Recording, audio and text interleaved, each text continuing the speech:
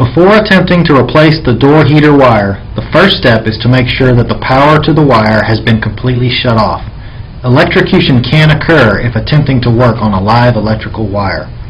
Additionally, there are metal edges that are very sharp, so always wear gloves. Once the power has been shut off to the wire, remove the junction box faceplate inside of the walk-in where the electrical connections for the heater wire are found. Disconnect the wires in order to pull through the other side.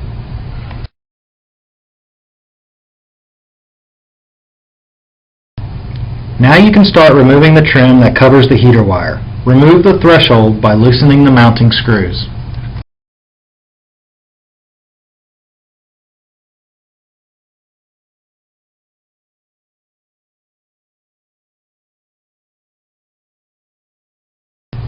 Next, start removing the vertical trim that covers the heater wire by gently prying it out with a screwdriver. Be careful not to damage the trim or the wire underneath.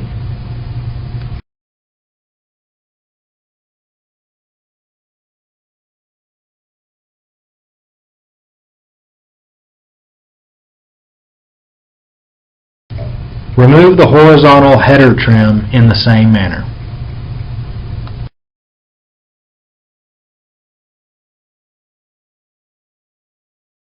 Pull the old wire out along with any tape holding it in place. If there is any ice buildup along the tracks, use a heat gun to melt it completely away and dry the entire track with a rag before attempting to install the new wire. Begin installing the new wire by inserting the ends through the wall penetration. Make the necessary electrical connections and replace the junction box faceplate. Run the wire in a straight line down the middle of the track, securing with small pieces of aluminum tape. If there is any slack in the wire, it can be run in a serpentine pattern underneath the threshold. However, be sure not to kink the wire around corners and stay clear of the screw holes for the threshold. A kinked wire, or one that is hit with a screw, can cause a fire. Additionally, never attempt to cut or splice a heater wire. Cover the entire wire with aluminum tape.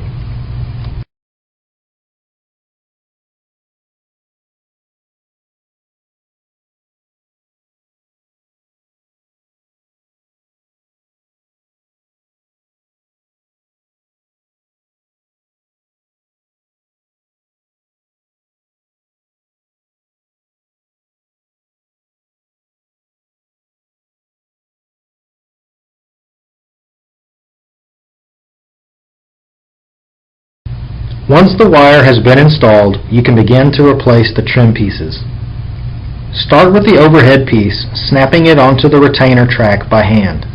Do not use a hammer to hit the trim back in place.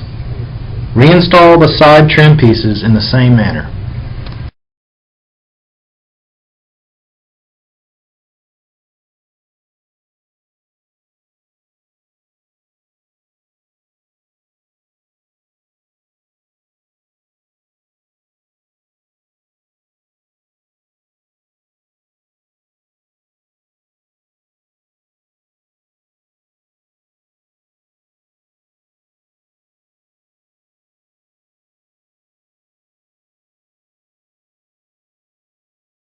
Install the threshold, being very careful not to cut the heater wire, and check the screw holes to make sure the heater wire will not get damaged.